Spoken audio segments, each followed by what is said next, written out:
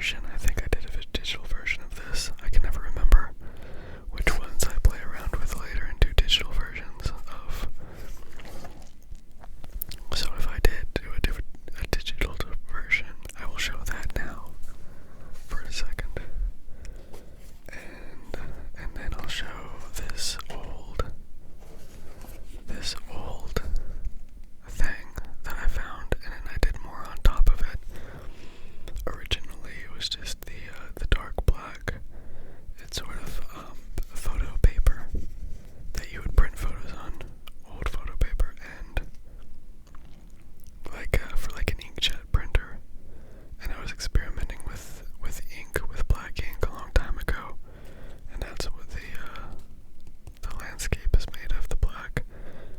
And it never really turned into anything. Like, I never figured out how to use ink on this kind of thing, paper, to make it interesting or nice. But I kept it around for whatever reason, to remind me of my failures. Whoa. Did you hear that? That was my shoulder cracking. Here's another. This is another one. I really don't like the circles in his head. Something needed to go up there, and the circles are what I came up with. Bullseye looking circles. But it might not be done. I might digitize this one, bring this into the digital world. But I don't know. I like the eyes. The eyes started to come out nicely. Originally, it was not fun. They were not good eyes, and I was very annoyed. But I got somewhere with it. These are just these aren't anything. They're random art stuff that I've made. And I don't know why I decided to put sleep, sleep, sleep. That's what it started with those words.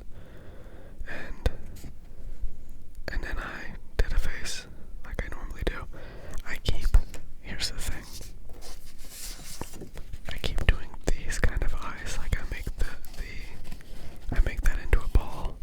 I keep expecting it to be, turn into something interesting or fun or like a cool design. I kind of like this one. This is probably the best one that I've done so far, but I kind of don't like it. It doesn't really do anything for me, but I keep going back and doing it again and again. Like, there's an idea there that I like, but I can't figure out how to make it look good. Besides that, though, I like the blue eye, and whatever you call it, the skin around the eye, whatever that is over there.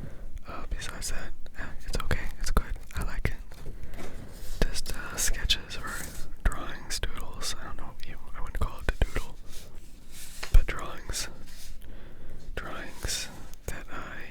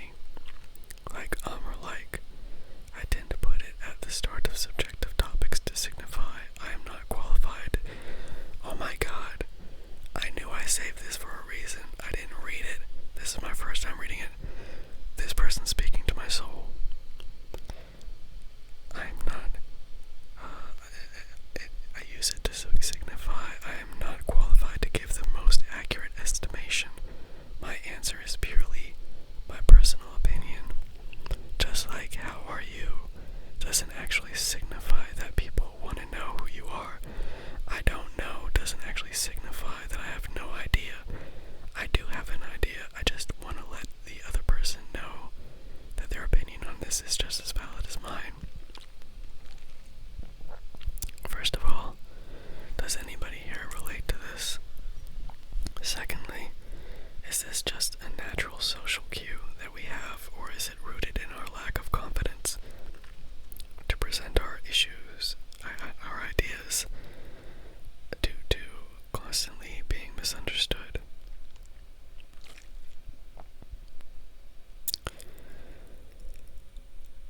I used to get in trouble with therapists all the time because they would ask me questions, and I would always respond, I don't know. Always.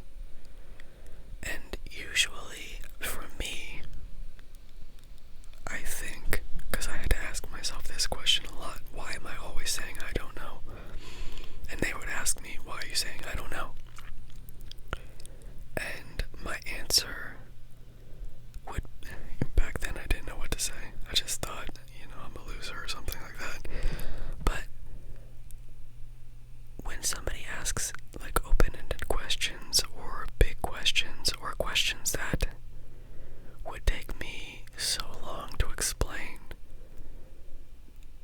and I know that they don't, and I know even that that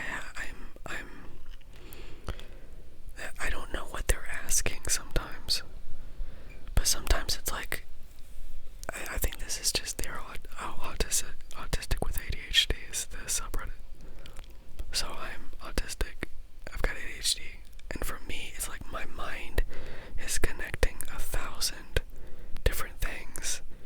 So how am I supposed to connect all of those things and then use my words to explain to you what the problem is, or what the answer is, or anything? Literally the last time that I got yelled at. I got yelled at by an immigration officer. I was going into I was trying to go to Phuket from Vietnam, and I go in, but before they told me that I couldn't come back in, the immigration officer said, where are you going? And my brain kind of was breaking because I'm scared of authority figures, and I don't remember exactly what he said,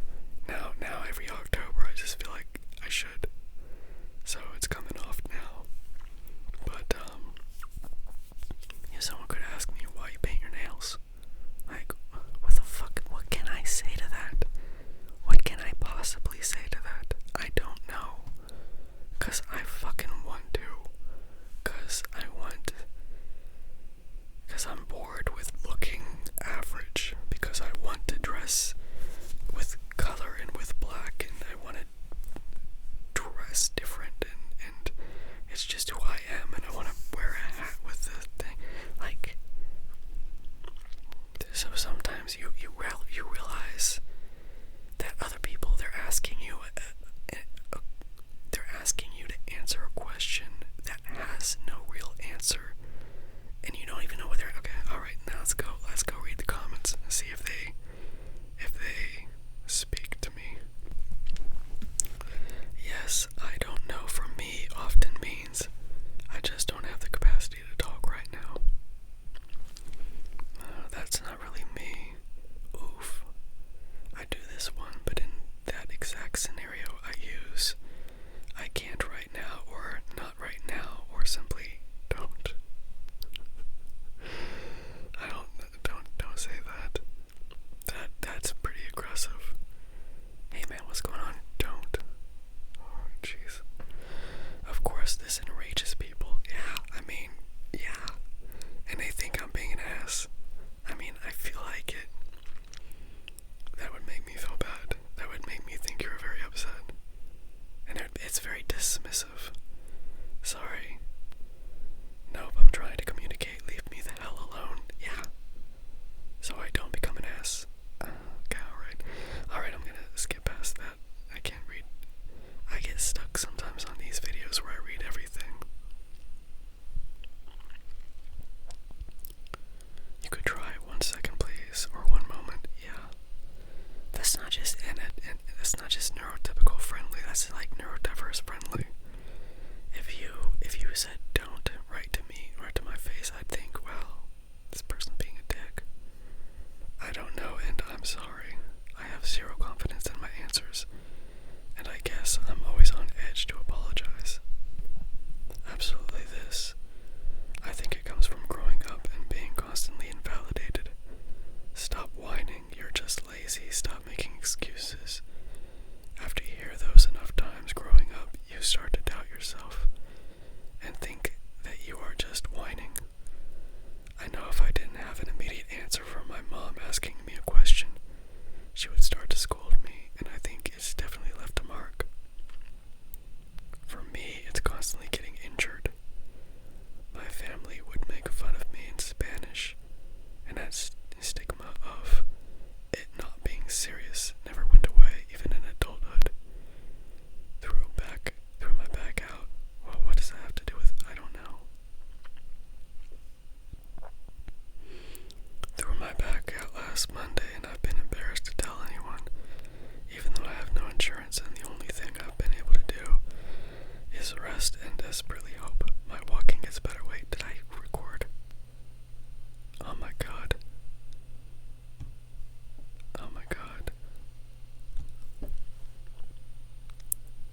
Okay, now I'm recording.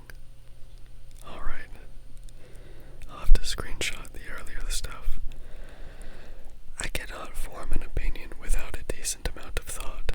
There's rarely a visceral reaction, unless I truly despise something.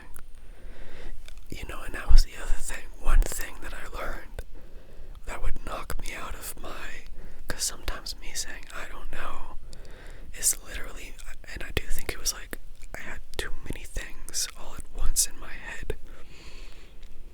And what would happen is that they'd ask a question, and I would just be like, there's way too much going on right now, and I've got a foggy brain. I don't know how to answer this. And I've been yelled at. I've been told, you get that weird scolding, like, what's wrong with you? Just answer the question. And I think it comes from an autistic bottom-up processing rather than top-down. And, the top-down processing is seeing the forest before you see the trees, if you ever see the trees. And bottom-up is seeing the trees before you get to the forest. And so when a neurotypical person asks you, what are you doing, or why are you that way, or whatever, they want a quick, overarching, I don't even know if they care about the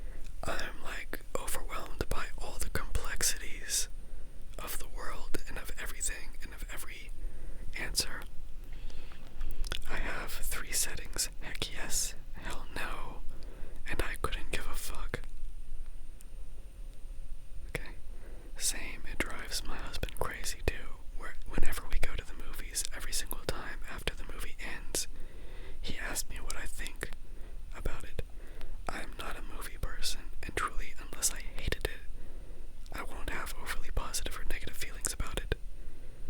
I am a movie person, and literally most movies I go, okay, that was a movie. Even when I love it, I don't have things to say about it. And I would like to, but I don't. But I wouldn't answer I don't know. I would just be like, yeah, that's okay. That's good. That was a good movie. That's nice. A lot of the time, at least for me, when I start off an answer with I don't know, it's more like, I haven't given that thought yet before. Let me think about it. If I say I don't know, I usually follow it up shortly after with an actual answer. And I used to do that too. The I don't know for me was a don't hold me to this. Like I'm figuring it out. That's a big so there was I would use I don't know in a lot of different contexts, in a lot of different ways. This is my 19-year-old son. He used to hate being asked for his favorite anything or really his opinion at all. Still says I don't know a lot because he hasn't really considered it and needs more time, and decisions are excruciating. See, I don't know, is this an autistic ADHD thing?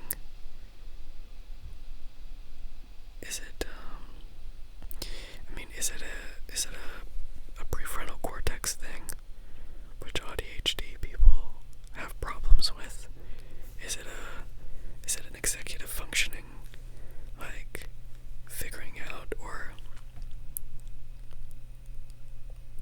what? Or what? Answer below, answer in the comments, tell me what it is.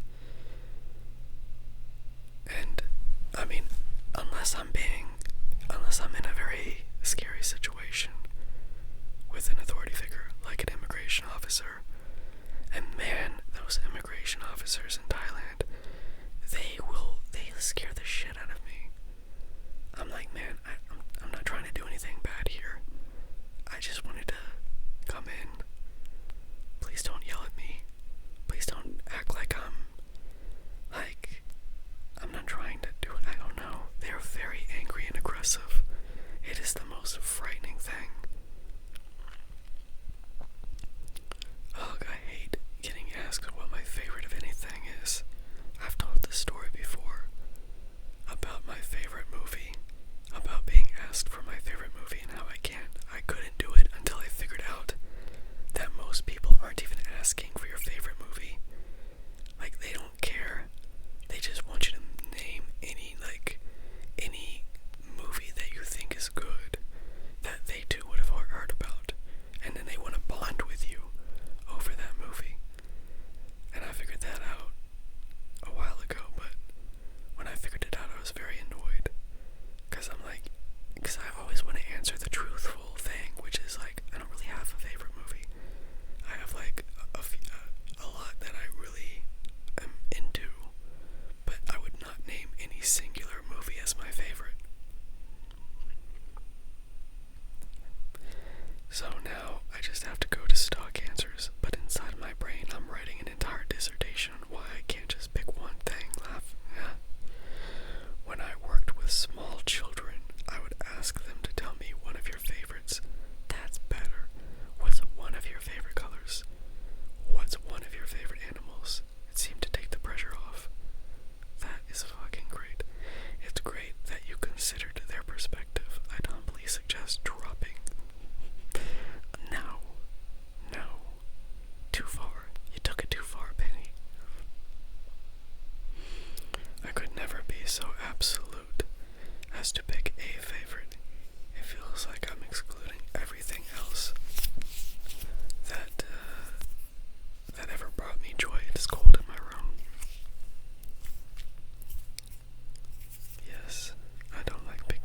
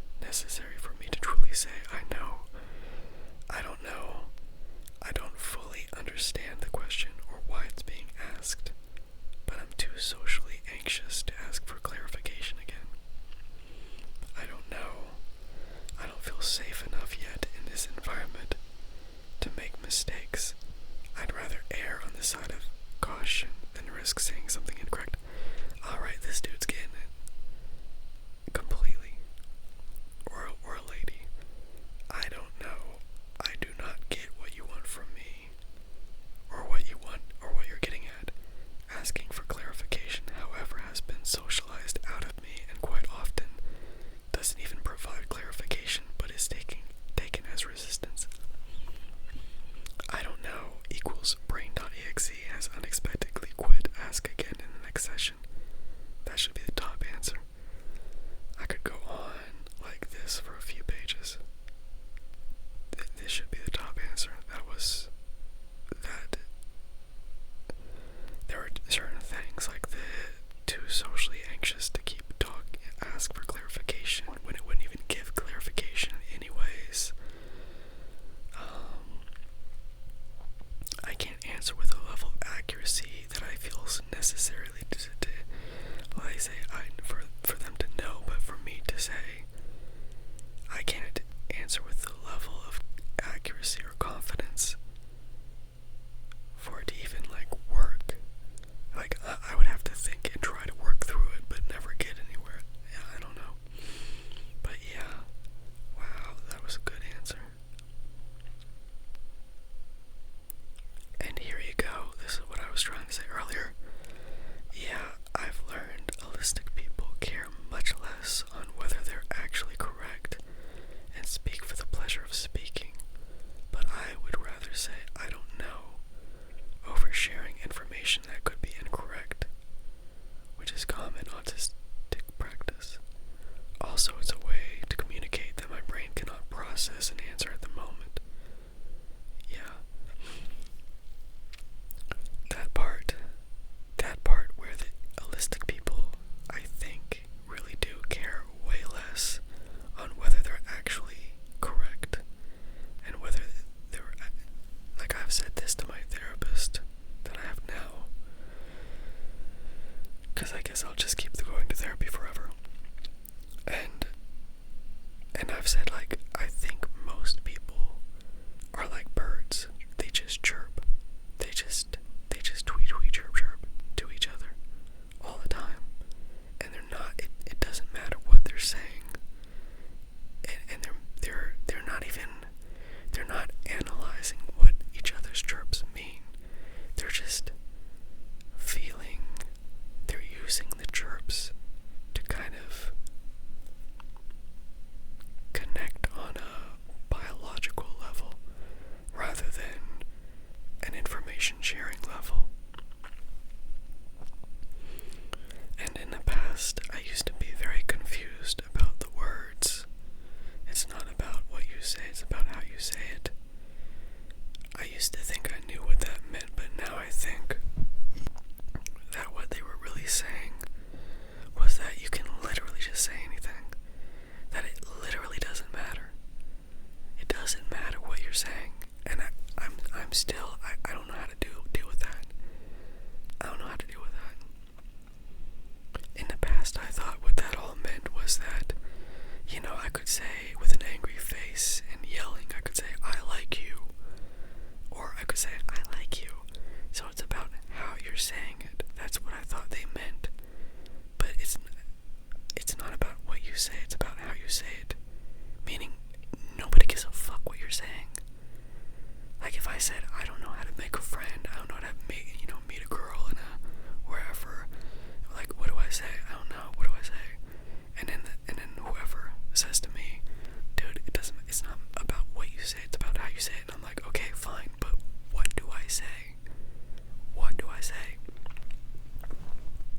So it's literally just, you could walk up to somebody and say, just blather, whatever, and it's about the feeling that you give them and you convey.